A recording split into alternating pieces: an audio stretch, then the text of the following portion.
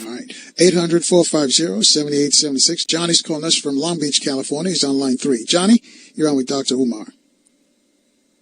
Hey, Carl. Thanks for taking my call. How you doing, Dr. Umar? Peace, man. Dr. Umar, I wanted to ask you about what you're talking about. Later on, you wanted to do like a litmus test for people to see how black they were, or would they would go along with the struggle. I mean, in that scenario, or using those, what about people who are biracial? And it seems to me in the future that all right, Dr. Umar, you want to respond to the right biracial? Certainly. Well, first, let me clarify. I'm not interested in a black test. I'm not interested in who's the blackest conscious-wise. I'm interested in who's the committed. In fact, my lecture in Queens next Saturday, the 11th, Queens, New York, I'm going to focus on the difference between black consciousness and black intelligence. Being conscious doesn't mean a whole lot to me. Being intelligent. Intelligence speaks to what are you doing to transform. Consciousness is purely awareness. Consciousness speaks to a church mentality of being aware of something, but intelligence actually speaks to you doing the things that need to be done. So I am willing to organize with black people who are not necessarily conscious, but who are committed to changing our reality. That's the only test I'm interested in. As far as biracial Africans, and I hate using the term biracial because it's not a term that I use. It's not even a scientifically valid term. When a black man lays down with a white woman and has a child, that child is not half white. Those 23 European chromosomes were genetically deficient. The 23 African chromosomes were genetically dominant. So when you make a child with a white woman, that child hang on a second, Doc. We got to take this quick break real quick. I think you're interested right here. This big show rolls on from 1450. WOL, where information is power.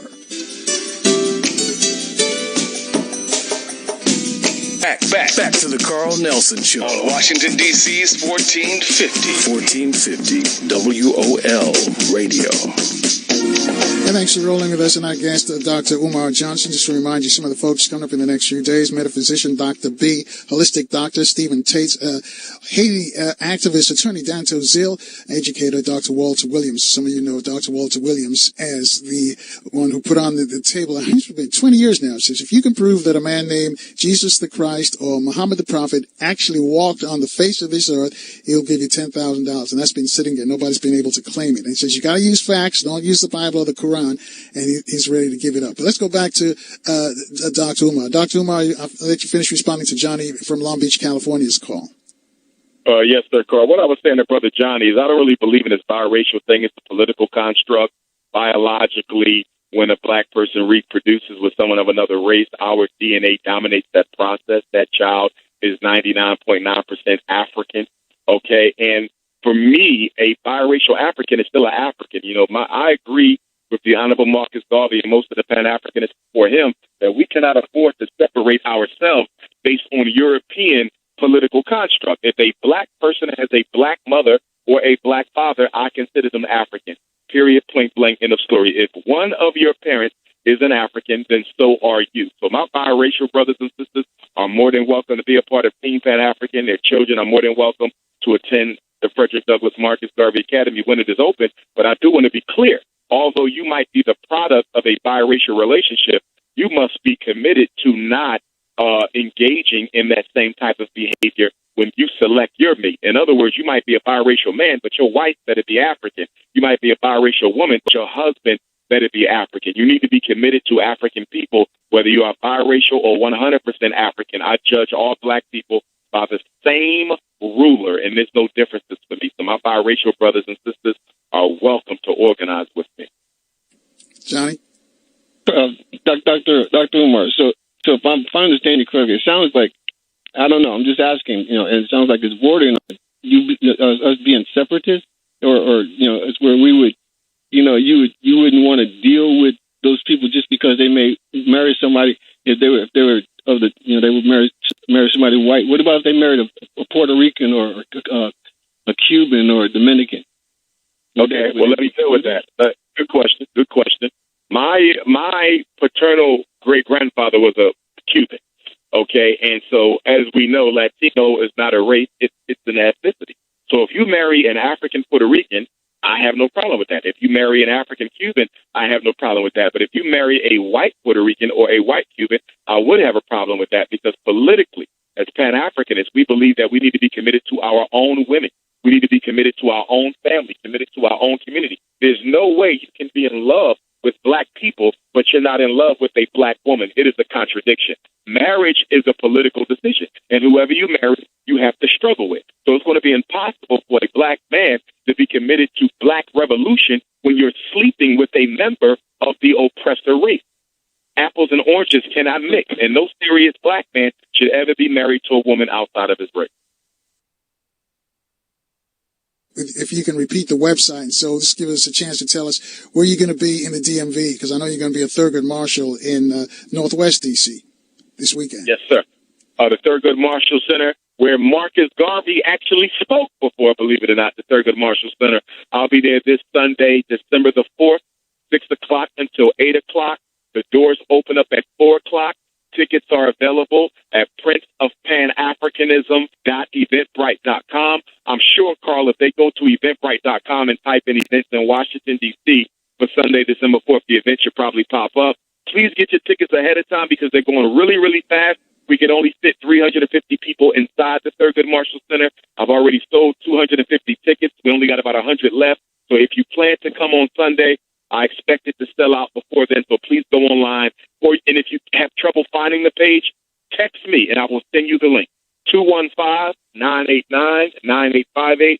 Again, 215-989-9858. Or go to my website, drumarjohnson.com, drumarjohnson.com. Send me a message. I'll send you the flyer as well as the link, or you can email me directly, drumarjohnson@yahoo.com. But please don't wait if you're coming, because the tickets are really, really going fast, and I want to make sure you don't get left out. We also want to have a lot of vendors there, food vendors and jewelry vendors and other things. So come out and spend some money with some of your own people before you go give it all to the Arabs, East Indians, and Anglo-Saxons. All right. Yeah. Before I take the next call, Johnny just tweeted back, and he said, Harry Belafonte. How do you reconcile Harry Belafonte? He's married white, but he's also, quote unquote, fighting for our freedom. Yes, I don't reconcile it. I respect Harry Belafonte, and I respect the good things that he has done for our people. But I also know that there's a limit of struggle that I cannot engage with him, because he has given his heart over to white people. And any black man that has given their heart over to white people through marriage is a black man who cannot totally be trusted with what must be ultimately done to bring about African redemption. So I respect them, as I respect other black men who struggled for our people who were married to non-African women. Thurgood Marshall, as a matter of fact, was not married to a black woman, and I respect the good that he did, but I still take issue with the fact that he did not make the ultimate commitment. The ultimate commitment in revolution is not to die for the people. The ultimate commitment in revolution is to give your heart to the people, and that's about marrying a black woman. All right, 800-450-7876. Line 6, just go to your city, Philly. Rennie. Is it Rennie or Rennie? Rennie. Hi, Dr. Umar and Carl. I wanted to make a statement, ask a question. Okay, this is about the youth. You were talking about the youth being revolutions and moving forward. Okay, when we had the Black Panther Party, you had SNCC. During those times, they were young people, teenagers. Huey and Bobby were in their 20s. And, okay, on from there, okay, the next generation didn't pick up that baton, because during the 70s when I was a child, okay, we still had the Black Power movement, and when I was a child, we knew who all the Black Panthers were in the community, because of the community programs they had. And when I look at these kids today who call themselves the new Black Panther Party, they have no idea what it was like to be a Black Panther. Because when I see them, they're on bullhorns talking about the white man or screaming. They're not doing anything. They don't have the programs and the structures that the real Black Panther Party had when I was a child in the community. They don't have any of that. They don't have the connection to the community. And I'm saying, where did all of that go? Why wasn't that baton, because SNCC and all them and the Panthers had set this up for the youth. And it wasn't taken to the next level, because when I was a teenager going into the 80s, it seemed like that spirit had it started to die die. All right, let's give him a chance to respond dying. because we're racing the clock right now, Rini. I thank you for your call. Doc, Okay. what happened? Yes. Well, firstly, one of the reasons why you don't see the continuation in struggle, we have to realize that the Black Panther Party was violently oppressed. It was violently disrupted and destroyed. So after living through that, a lot of Black parents went out of their way to make sure their children were in no way, shape, or form associated with anything that even remotely resembled the Black Panther Party of yesterday. But we also have to look at ourselves as adults. Black people have a bad habit of taking breaks during the struggle. Once one movement gets destroyed or one leader is assassinated, we take about 30 years off before we get back into the struggle. How do you ever catch up where you keep on taking that amount of time off between transferring power, transferring leadership, transferring organization? So that's number one. We have to stop taking breaks, just like we just took an 8-year break under Obama because we considered it to be an achievement. There is no breaks in revolution until you achieve the ultimate goal. The second part of my answer is that I'm going to have to disagree. I believe that the new Black Panther Party is, in fact, picking up some of that baton. They may do things a little bit different. Okay, the principles and foundation might be somewhat different, but I would say the goal is the same, and that is redemption and freedom for Black people. And I can actually speak because I got a lot of good friends who do belong to the new Black Panther Party. My good brother Ali out in Los Angeles, that's one of them. They do security for me a lot. They do security in Houston. The Black Panther Party has played a major role in keeping Dr. Umar Johnson safe. So I would have to beg to differ on the second point, but I do agree with her on the first point. We do have to stop taking breaks between struggle and make sure we pass down the baton to the next generation before we retire or pass on. All right, 800-450-7876. Terry's calling us. He's on line 5 from Columbus, Ohio. Terry, your question for Dr. Umar. Dr. Umar, I definitely respect you a lot, listen to a lot of your lectures, but in my case, my wife is not Black, but I love my wife. That's who I fell in love with, but I'm still socially conscious, and I still love our people, and I fight daily for our people. As a matter of fact, my wife is Chinese, and she knows the struggle of Black people because when she moved over here, she fell in love with the Black culture as far as her job, and she knows our struggle, so that's who I fell in love with. All right, let's give him a chance to respond. Thanks, Terry. And I will be speaking in China for the first time in May. Unbeknownst to me, Carl, it's a very large population of African living in China, not only from America, not only from the African continent, but you even have African Chinese, the children of those who went over there for military service who are now of age, half Chinese, half African, and of course, there's no halves, as we know. But I would say this to the brother. I respect you. I respect your wife. I disagree in principle with you being married outside of the race, but I will respect that union.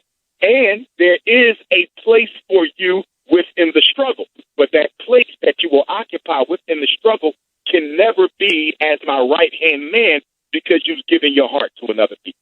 So when I say that I don't agree with it, that doesn't mean you can't help fight for your people. If what you say is true, there is a place for you, but you can never be within the inner circle of the struggle because you have already demonstrated through your behavior that you're willing to commit to another people outside of your own. So although we can still do some things together, we can't do everything together. Doc, we got like 30 seconds, so tell us where you're going to be this weekend in the DMV and how can folks reach you, a website or email address? Thurgood Marshall Center, Sunday, December 4th, 6 until 8. Doors open up at 4. Come out, get your tickets online, Prince of Pan-Africanism.eventbrite.com. We spell Africa with a K, or text me, 215-989-9858, 215-989-9858, drumarjohnson.com, Facebook, Dr. Umar Ifatunde, Twitter and Instagram, Dr. Umar Johnson. That's how you can reach out. Can't wait to get back to D.C. All right, we'll see you again on the weekend. Thanks, Doc. Folks, as usual, we are always running late. Stay strong, stay positive, stay in the light. See you tomorrow at 4 o'clock right here on 1450 WOL, where information is power.